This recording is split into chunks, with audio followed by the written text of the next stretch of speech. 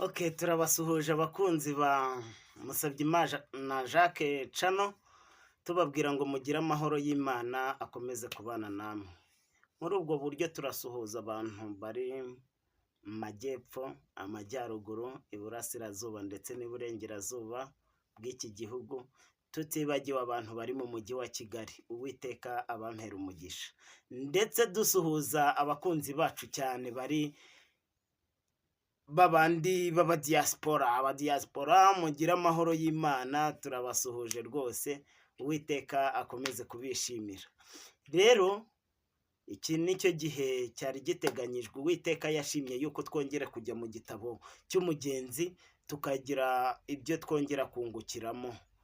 Wowe dukunze kubana, turakwinginga kandi tubashimira ibyo mwagezeho, tukubwira ngo kanda subscribe, ukanda like, ukande comment, maze ikiganiro kijye kikugeraho umunsi ku wundi, kandi ukigeze no ku bandi uko bwije uko bukeye, kugira ngo inkuru utayigeraho wenyine. Reka tubanze twubaha Imana dusenge. Turagushimiye Uwiteka Imana ishobora byose, tugushimiye kurinda kwa gutangaje kwa banyi n'abantu bakurikiye icano, izina rya rihabwa icyubahiro. Komeza kubana natwe, tugushimiye ibyatubayeho ndetse tukuragije ibiri imbere. Komeza kubana na buri wese utwungure, aho kugira ngo tube twakungurwa na runaka, bari wowe utwungura, mu izina rya Yesu, amen. Murakoze rero, reka twongere tujye mu gitabo cyacu cy'umugenzi. Igitabo cy'umugenzi, aho Mukristo duheruka Mukristo, aho yarari mu isayo gahinda gasaza amaze kuvamo. Twibaze ngo byagenze biti. Mujye mu gitabo cy'umugenzi rero, tugeze ku cyika cya 5, aho atangira atubwira ngo ibyo bikiraho. Mukristo yagendaga wenyine yitegura guhura n'undi mugabo. Uyu mugabo ni uwuhe? Ibyo tugiye kubisanga muri iki gitabo. Bahurira mu mayira abiri. Uwo mugabo bahuye yitwaga Bwenge bw'isi. Yari atuye mu mudugudu witwa Bwenge bwa Kamere, umudugudu ukomeye cyane uhereranye n'uwo Mukristo yaravuyemo. Uwo mugabo abonye Mukristo akeka ko ari we, kuko ibyo kuva mu mudugudu kwe witwa Rimbukiro byari byaramamaye cyane. Si umudugudu wabo gusa, ariko byaramamaye n'ahandi. Nuko Bwenge bw'isi amukekeshwa n'uwo kubona agenda aremerewe no kumva asuhuza umutima aniha. Nicyo cyatumye abanza kubaza ati, wa mugabo we urava he urajya he? Niba mwabyumvise neza, uyu mugabo ngo uyu mugabo yaravuye mu mudugudu witwa Bwenge bwa Kamere, kandi we yitwaga Bwenge bw'isi. Bwenge bwa Kamere. Ese ubwenge bwa kamere burimo buradutegeka iki? Burimo buragutegeka iki? Ese nyuma yo kubona yuko ubwo bwenge bwa kamere bari ibyo buri kugutegeka, wowe wabyitwayemo gute? Bwenge bwa Kamere rero yaracumbikiye Bwenge bw'isi.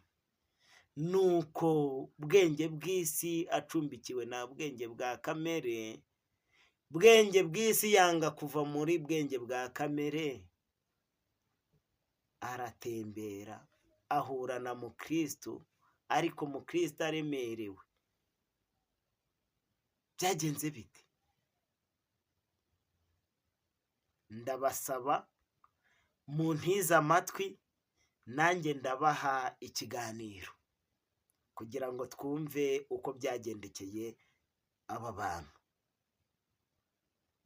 Birashoboka yuko waba uri kubyumva bikaba biri kukurya mu matwi, ugashaka gukupa telefone kubw'uko udashaka kumva ibirimo, ariko birakwiye yuko ubyumva kugira ngo ibitagenda bigende neza. Duhe umwanya Mwuka Wera, tumukingurire imitima yacu. Mwuka Wera ahagaze ku rugi, arimo arakomanga, yifuza yuko dukingura akinjira, kuki tutafungura ngo yinjire? Ese turafungura dute? Ntabwo ari izi nzugi z'imitamenwa yacu, ntabwo ari inzugi z'inzugi, ahubwo ni inzugi z'imitima yacu, kandi tumukingurira akinjira, turabona uburuhukiro. Haleluya! Mukristo aramusuhuza ati, aramusubiza ati, ndaremerewe kuko nta wandusha umubabaro, kandi umbajije uti urajya he? Ndajya kuri ririya rembo nerekeye kuko niho nabwiwe yuko bazankuriraho uyu mutwaro undemereye. Ririya rembo bambwiye ko ariho bazankuriraho umutwaro uremereye, none ndimo ndagenda ndaryerekeraho. Bakubwiye yuko ijuru nta handi usibye mu ijuru niho uzakurirwaho ibibazo bikuremereye. None niyo mpamvu wafashe inzira yo kujya mu ijuru. Ariko se waba warahuye na bwenge bw'isi? Ntabwo waba warahuye na bwenge bw'isi akakuyobya. Bwenge bw'isi aramubaza ati, mbese ufite umugore n'abana? Ibyo yarabimusubije, amubwira yuko abafite ariko atakibasha kubitaho kuko abona batari kumwe mu nzira imwe. Ese ufite umugore n'abana? Bwenge bw'isi arongera aramubaza ati, nakugira inama wayumva? Mukristo amubwira mu magambo meza cyane ati, iyo nama ibaye nziza nayumva kuko nshaka cyane kugirwa inama nzima.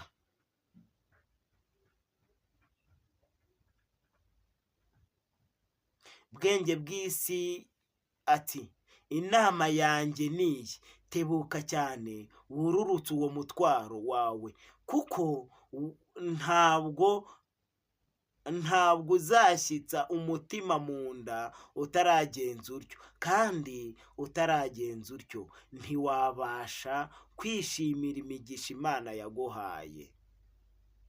Amubwira amagambo yenda kuba meza, tebuka wururutse uwo mutwaro.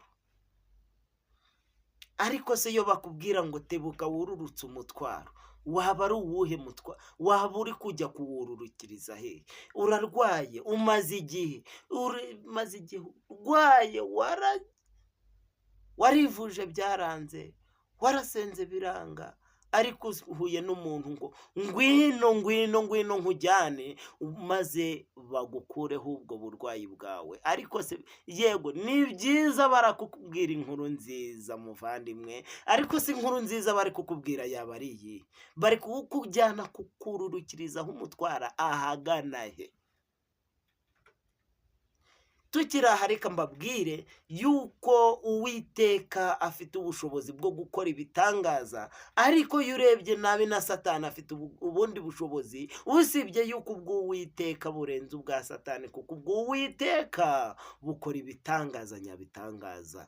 Ndibuka cyane neza Farawo ari muri Egiputa, Mose yahamagaye Farawo abereka yuko akora ibitangaza kubwo Uwiteka, maze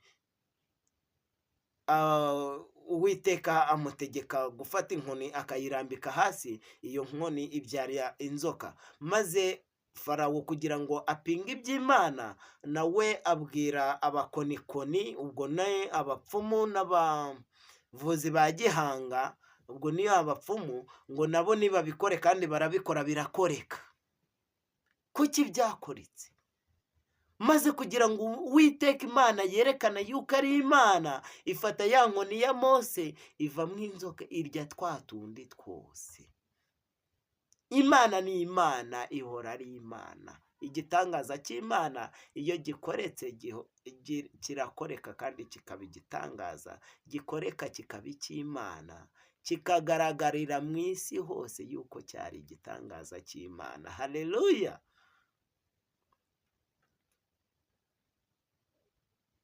Ibyo nibyo Mukristo nawe yahuye nabyo. Baramubwira ngo ngwino tukwereke, tukujyane mu bamanjuzi. bajye kumanjura, akaba abakobwa 10. Nuko Mukristo nawe abyumvise ati icyo nicyo nshaka, gukurwaho uyu mutwaro, uraremereye ariko ubwanjye simbasha kuwururutsa mu mugongo, nicyo gitumye njya iyo ngiyo kugira ngo nkukurweho kuko nk'uko mbikubwiye. Twibuke yuko uyu mutwaro yari atwaye ni umutwaro w'ibyaha. Umutwaro w'ibyaha uraturemereye. Ubwenge bw'isi aramubaza ati ninde wakubwiye ko iyo ari yo nzira ukwiye kunyuramo? Atangiye kumuyobya. Ninde wabikubwiye?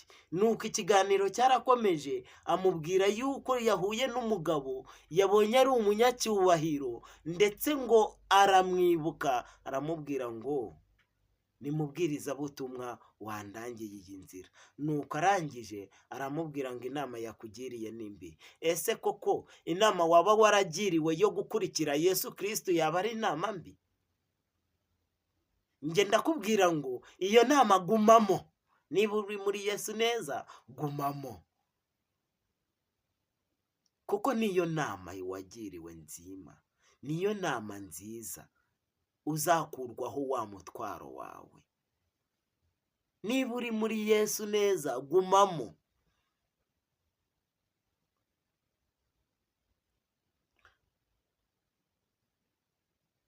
Nuko yarakomeje, atangira kumukanga, amubwira ati aho ngaho ugiye kunyura uzahura ngo n'ibiyoka, ngo n'intare, ngo zizakurya, ngo ndetse ngo n'urupfu ngo uzahuriramo narwo. Twibuke mu gihe cyashize habayeho kurenganya abantu, kurenganwa kw'abakristo. Ibi nibyo ubwenge bw'isi yamubwiraga. Hari abantu bajugunyiwe intare bahorwa kuvuga ijambo ry'Imana. Intare zirabarya zishonje. Abandi batwikwa mu mavuta. Abandi bahura n'ibibazo bigiye bitandukanye. Uzahura n'ibibazo bitandukanye. Ninde wakubwiye ko iyi ari yo nzira? Ariko twibukiranye yuko aba bantu bihanishije benshi, ndetse ibyabo n'aka kanya turacyabivuga. Haleluya! Turacyabivuga, baracyavuga gukomera kw'Imana. Nubwo batakiriho, ariko amateka yabo yabaye urwandiko rw'inzira rugumya guhamya neza Kristo wari we mu mitima yacu. Natwe turacyabafata nk'icyitegererezo, ndetse kugeza n'aka kanya ubwo Pawulo yavuze ngo niyo napfa nzapfa niringiye Yesu, ndetse arenzaho ngo aho gukora icyaha nakwemera nkamera nka bariya ngo napfa, aho kugira ngo nihakane umwami wanjye. Nguko uko buri wese akwiye kuvuga, aho gukora icyaha wapfa, aho kugira ngo wihakane umwami wawe ujye kumugambanira, wakwemera ugapfa.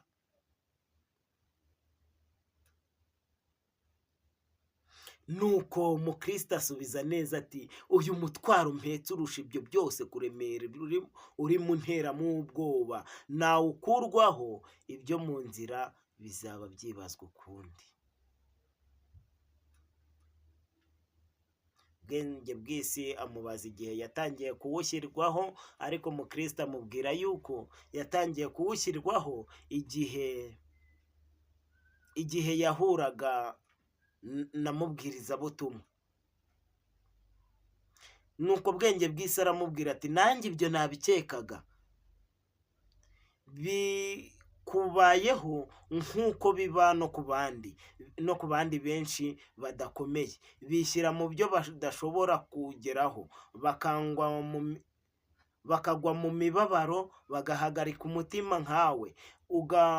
Uko guhagarika umutima ntikubakuramo ubugabo gusa, nk'uko mbonye yuko ubukuwemo, ari ko gutuma birukira kwigerezaho kugira ngo bahabwe ibyo batazi. Ariko umukristo arangije aramubwira ati ariko njyewe icyo nzi cyo nshaka ni ugukurwaho uyu mutwaro uremereye. Nuko bwenge bw'isi ati ariko ni iki gituma ushaka kuwukurirwaho muri iyo nzira irimo ibyago byinshi? wakwihanganira kunyumva? Nakubwira uburyo wabona icyo ushaka udatewe ibyago ugiye kwisanganiza, kandi ako gakiza kari hafi. Nuko mu cyimbo cy'ibyo byago uzabona amahoro menshi no kugubwa neza. Nguko uko ba bwenge bw'isi baba bavuga. N'icyo gihe baravugaga ngo kuki utavuga ubwo butumwa ariko ukihakana umwami wawe? Ariko abamaze kumenya Kristo nk'umwami n'umukiza wabo ntabwo bigeze babifata nk'aho ariko byakagombye kugenda. Baravuze ngo bagomba guhamya Yesu mu byiza, mu bibi, bagahamya uwo bamenye nka Yesu nk'umwami n'umukiza wabo, umucunguzi wabo.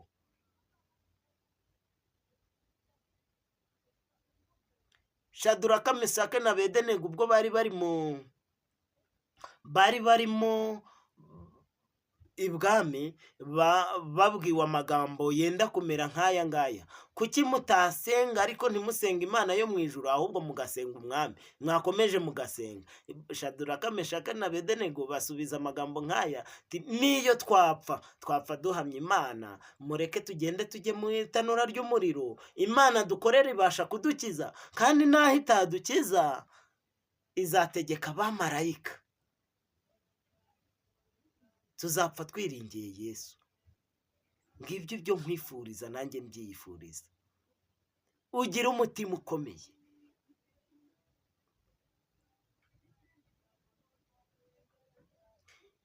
Nuko mubwirizabutumwa aragira ati ngaho nyabune ngira iyo nama. Nuko bwenge bw'isi aratangira amugira inama ati dore iriya nzira urimo urayireba iri mu birorero ahitwa Ingeso Nziza, harimo umugabo witwa Mwihakishwamategeko. Ni umunyabwenge bwinshi, wubaha Imana cyane, azi neza gukuraho imitwaro ku bantu nk'uwo uhetse uwo. Kandi ubwanjye nzi neza yuko yafashije benshi bameze batyo, kandi azi no kuvura abasajijwe n'imitwaro yabo. Bajyaho ari ntiwabura, wajya ahari ntiwabura gufashwa vuba. Inzu ye ntiri kure, ni nk'urugendo rw'igice cy'isaha, kandi yaba atariyo afite umuhungu we mwiza witwa Mvugo Nziza, ahwanije na se gukora umurimo. Aho niho uri bukurirweho uwo mutwaro. Kandi waba udashaka gusubira mu mudugudu w'iwanyu wavuyemo, nanjye sinshaka gusubirayo, nuko uzatumire umugore wawe n'abana bawe mubane muri uwo mudugudu. Hari amazu arimo ubusa, waguramo imwe, watanga bike. Ibyo kurya byaho ni byiza kandi bigurwa igiciro gito. Abantu muzaturana ni abanyangeso nziza, bazakubaha bitume urushaho kugubwa neza. Umva inama ya bwenge bw'isi arangiye. Uyu mugabo bita Mukristo ahantu bita kwa Ngeso Nziza. Uyu Ngeso Nziza ngo hatuye umugabo bita Mwikirishamategeko. Iyo tugeze kuri iki kintu cyitwa Mwikirishamategeko, abantu benshi bagwa kuri iki kintu bavuga ngo kwikirisha amategeko byaba bigenda bite? ese kwikirisha amategeko, bamwe bagahita bajya mu madini bakavuga ngo bariya nibo bikirisha amategeko kuko bagendera ku mategeko 10 y'Imana, nibo bashaka kwikirisha amategeko. Niba wikirisha amategeko ukagendera ku mategeko 10 y'Imana, ibyo ngibyo nta kintu byakumarira. Ariko nawe niba udashaka kugendera ku mategeko 10 y'Imana, nawe ukaba hari ibindi ugenderaho, warangiza ngo amategeko 10 y'Imana ntabwo andeba, nawe byose nta kintu byakumarira. Reka mbabwire yuko mu by'Imana habuzeho n'akantu kamwe. Mu by'Imana ni 100%, ntabwo ari 99%. Kuko ndibuka ubwo umusore w'umutunzi yageze kuri Yesu, arangije aramubwira ati byose narabyitondeye, mbwira igisigaye. Arangije ati genda ugurisha ibyo utunze byose maze uzunkurikire. Uyu musore yari yarubashye amategeko 10 y'Imana, ndetse ayo ariyo yose yarayagendeyeho, ariko haburamo kimwe. Arangije aramubwira ngo genda ugurisha ibyo utunze byose ufashisha abakene. Ariko arangije iki ngiki amaze kucyumva agendesha umugongo. Ese wowe ntiwaba waritondeye amategeko 10 y'Imana, wagera kuri iki ngiki ukagendesha umugongo? Ese niba waratanze ibyawe byose, ariko ijambo ry'Imana ryaza rikakubwira ngo wibuke kweza umunsi w'isabato, warangiza ukagendesha umugongo, amategeko yose ukayubahiriza, warangiza wagera kuri ntukice, uti koko birakwiye, ntabwo ukwiye kwica, ntukabeshye, koko ntukwiye kubeshya, ese kuri kugendera kuri ayo mategeko wakwemeye ukayagenderaho yose? Ese wowe nuyagenderaho yose, imirimo myiza ikabura muri wowe, birakumarira iki? Yesu Kristo we yaravuze ngo sinaje gukuraho amategeko, ahubwo naje kuyakomeza. Kandi arakomeza aragira ati imirimo itegetswe n'amategeko ntabwo ari izakugeza mu ijuru, ahubwo bana nanjye. Numara kubana nanjye, ya mategeko nasizeho, kuko nta ngoma itagira amategeko, nayo uzabasha kuyubahiriza. Mubanze mushaka ubwami bw'Imana no gukiranuka kwayo, ibyo biri muri Matayo, ibindi byose muzabyongererwa. Ngibyo. Mukristo yumvise ibyo, amara akanya ashidikanya, ariko aza kugeza igihe aramwumvira, amubaza inzira, arayimurangira.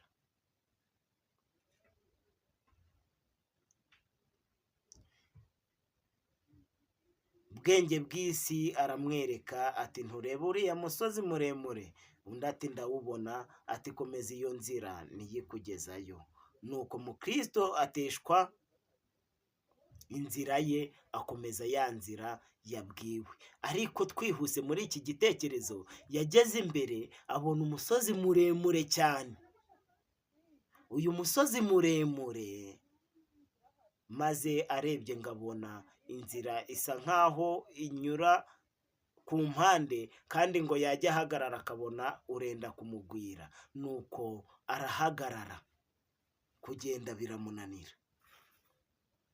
Nuko Mukristo mubwirizabutumwa aza gusanga Mukristo aho ngaho kuri uwo musozi. Mukristo na mubwirizabutumwa ku musozi Sinayi, Mukristo araceceka, ahamusanze, ahasanzwe na mubwirizabutumwa, Mukristo araceceka, arumirwa, ntiyagira icyo asubiza mubwirizabutumwa, kuko yaramubajije ati aha hantu wahageze gute? Reka mbabwire, iyo uteshejwe inzira, Mwuka Wera ntabwo akureka, agumya akakugendaho, maze aho ugeze hose akakugendaho, akakubaza ati ese kuri hano wahageze ute? Byaba byagenze bite kugira ngo ubure aha ngaha? Mwuka Wera ntabwo ajya duhana. Yesu ajya kujya mu ijuru yarabwiye abigishwa be ngo ntabwo mbasize nk'imfubyi, nzagaruka mbajyane iwanjye, kandi nubwo ngiye mbasigiye umufasha. uwo mufasha rero Kristo yadusigiye niwe ugumya kutugendaho, ntabwo yemera ko tuyoba ngo tugende dutabwe. Ntabwo turi intabwa kuri Mwuka Wera, kuri Kristo ntabwo turi intabwa, ntabwo mbasize nk'imfubyi, mbasigiye Mwuka Wera, azagumya kubana namwe kugeza ku mpera y'isi. Nuko Mukristo ati mutware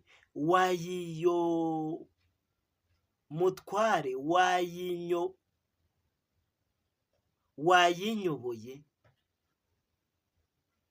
Mukristo ku musozi Sinayi araceceka aratinya. Mubwirizabutumwa arongera aramubaza ati si wowe nasize hahandi urira? Nabonye urira inyuma y'umudugudu wa rimbukiro. Mukristo aramusubiza ati mutware ninjye. Mubwirizabutumwa ati sinakubonye, sinakuyoboye inzira ijya kuri rya rembo rito? Mukristo ati mutware wayinyoboye. Mubwirizabutumwa ati nuko rero niki cyatumye utareka kuyoba? None dore nturi mu nzira. Mukristo ati maze kwambuka Isayo Gahinda Gasaze, nahuye n'umuntu niwe wanyoheje kujya mu birorero biri imbere, ngo ndabona umugabo ubasha kunkuraho umutwaro wanjye. Mubwirizabutumwa ati asate? Mukristo ati asa n'umuntu mwiza, ambwira byinshi, bitinze nemera ibyo ambwiye, nza hano, maze mbonye umusozi ubogamiye iyi nzira cyane ushaka kungwira, ndahagarara. Mubwirizabutumwa aramubaza ati uwo muntu yakubwiye iki? Ibyo byose Mukristo amusubiriramo bya bindi byose twabonye hejuru.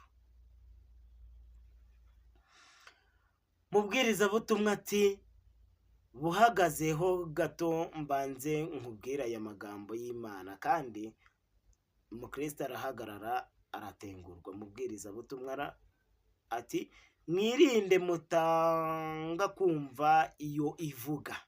Iyi ivuga ni iyi. Ibyo ngibyo nibyo n'aka kanya uri mubwirwa. Wirinde utanga kumva iyi ivuga. Imana iri mu ijuru niyo ivuga. Wirinde utanga kumva ivuga. Ubwo babandi batakize kuko banze kumva uwabahanuriye mu isi, twe tuzarushaho cyane kudakira niba dutera umugongo itubwira iri mu ijuru, nk'uko byanditse mu Baheburayo 12 umurongo wa 25. kandi iti niba izasubira inyuma umutima wanjye ntumwishimira. Niba uzasubira inyuma umutima wanjye ntuzamwishimira, nusubira inyuma umutima wanjye ntuzakwishimira. Ayo ni amagambo avugwa n'ijambo ry'Imana. Nuko maze abisobanura neza atya, nawe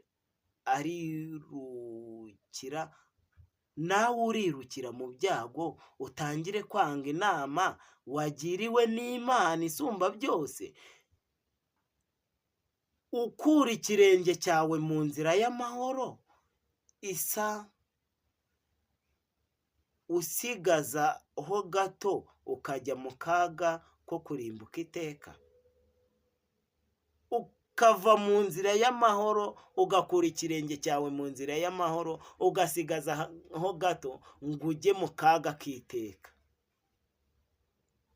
Mubwirizabutumwa agira umwete wo kumenya ibyo ngiye kukubwira. Nuko mu nama yakugiriye ukwiriye kwangamo. Arangije aramubwira ati mu nama wagiriwe n'uyu mugabo ukwiriye kwanga mwaya magambo 3. ubu ni ubutumwa mubwirizabutumwa yamuhaye, kandi bureba njyewe, bureba wowe, kuko ba bwenge bw'isi turi kumwe, ndetse dutuye muri wa mudugudu. Nkubwira ngo rwana no kuva muri uwo mudugudu urimo w'irimbukiro, maze dukurikire Kristo nk'umwami n'umukiza wacu, atugeze mu rurembo Siyoni. Tuzagera ku musaraba kandi tuzatura imitwaro ituremereye. Haleluya! Tuzatura imitwaro ituremereye. Yaramubwiye ati, ijambo rya mbere ukwiye kumva ry'uyu mugabo ni uko yakuyobeje, ntuzongere kuyoba ukundi. Ufite iki gitabo wahawe, ntuzongere kuyoba.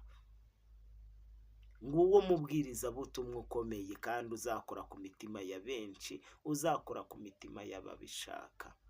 Ntuzongere kuyoba. Ijambo rya kabiri ni uko yahirimbaniye kukwangisha umusaraba. Uhirimbanira kukwangisha umusaraba uramwikurura, uramushakaho iki? Ese Kristo nk'umwami n'umukiza, ese nuko tutabona byinshi yadukoreye? Hari indirimbo nkunda cyane, ni korasi nkunda, ivuga ngo igihe wiruka, igihe wishahishaga mu gihuru, wasezeraniye Imana ko nikurokora uzayikorera amanywa na nijoro, none ibyo wivugiye birakunaniye. Kuki wananirwa n'ibyo wivugiye? Wasezeraniye Imana igihe wari ubabaye, uri kwirukanka mu bihuru, uvuga uti Mana nindokora ukankura aha ngaha, nzagukorera amanywa nijoro. None ibyo wivugiye birimo birakunanira.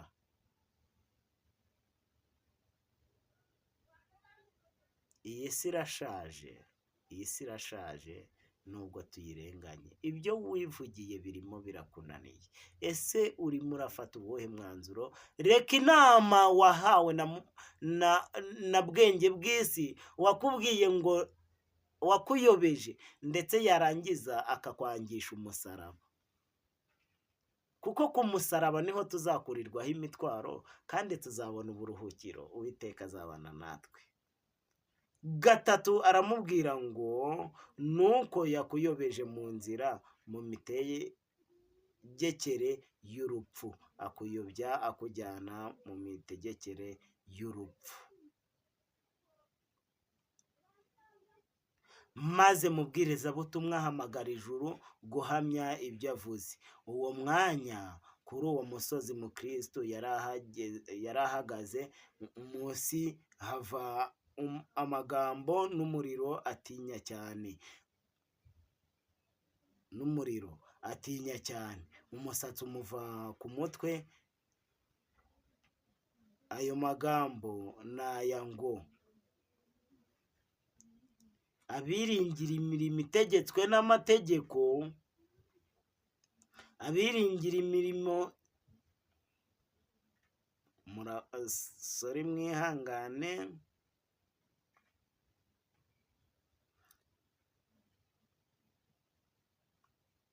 yego, nuko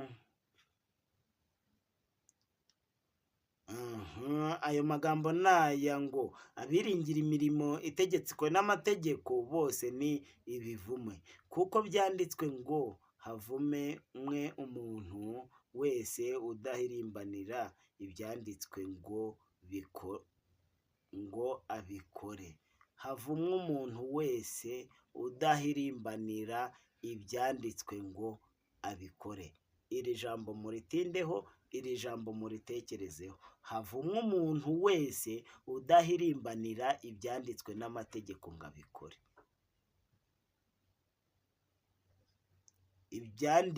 Ibyanditswe ngo abikore, ntabwo ari ibyanditswe n'amategeko. Havumwe umuntu wese udahirimbanira ibyanditswe ngo abikore. Ntabwo dukirishwa n'amategeko ntabwo dukirishwa n'ubuntu kubw'amategeko, ahubwo tugumye dukora ibyaha kugira ngo ubuntu busage. Ibyanditswe byose bikwiye kujya mu bikorwa nk'uko Mwuka Wera arimwo abitubwira. Havumwe umuntu wese udahirimbanira ibyanditswe ngo abikore. Ibyanditswe byose tutitaye ngo nibi ni isezerano rishya, ni isezerano rya kera. Ibyanditswe byose byera by'Imana, havumwe umuntu udahirimbanira ibyo ngibyo. Wowe ukurikiye cano ya Musabyimana Jacques, ndakurarikira guhirimbanira gukurikira ibyanditswe. Nuko umukristo ariheba kari bupfe, arataka cyane ati, avuma igihe yahuriye na bwenge bw'isi, yegaya cyane kuko yamwumviye, akorwa n'isoni yibutse yuko amagambo ye akurikije kamere y'umuntu gusa, yashoboye kumutesha inzira itunganye. Maze arongera abaza umubwirizabutumwa ati, utekereza ute? Ndacyafite ibyiringiro byo gukira? Nakwemererwa gusubira mu nzira nziza nkajya muri rya rembo? Simpejejwe n'icyaha cyanjye nkagaruka Siyoni? Nihaniye kuko numviye wa mugabo, ariko icyaha cyanjye cyababarirwa? Mubwirizabutumwa aramusubiza ati, icyaha cyawe kirakomeye cyane kuko kirimo ibibi bibiri. Wayobye inzira nziza kandi uca mu nzira ibuzanywa, ariko umukumirizi w'irembo ari bukwakire kuko akunda abantu. Icyakora wirinde utongera kuyoba ukarimbukira mu nzira yawe, kuko umujinya we ukongezwa vuba, nk'uko biboneka muri Zaburi 2:12. Nuko umukristo atangira gusubirayo, mubwirizabutumwa aramusoma, aramwenyura, amusezeraho ati, ku Mana. Icyaha cyawe uko cyangana kose kibasha kubabarirwa, kuko Kristo ni umunyembabazi. Uko waba umeze kose arakwakira. Nuko rero subira mu nzira, kandi nkubwira ngo ku Mana. Uwiteka akomeza kubana natwe. Tuzagaruka tugiye ku gice cya 6 kugira ngo turebe uko byaje kugendera mu Kristo. Mbasaba, hari ibyo muzajya mubona twamamaza, uzagira ikibazo azajya duhamagara kuri nimero tugenda dutanga. Murakoze cyane. Uwiteka abaha umugisha, kandi bye kuba ibinyura mu gutwi kumwe ngo bisohokere mu kundi, ahubwo bitubere impamba n'urwego bizatugeze kwa Data, mu izina rya Yesu, amen.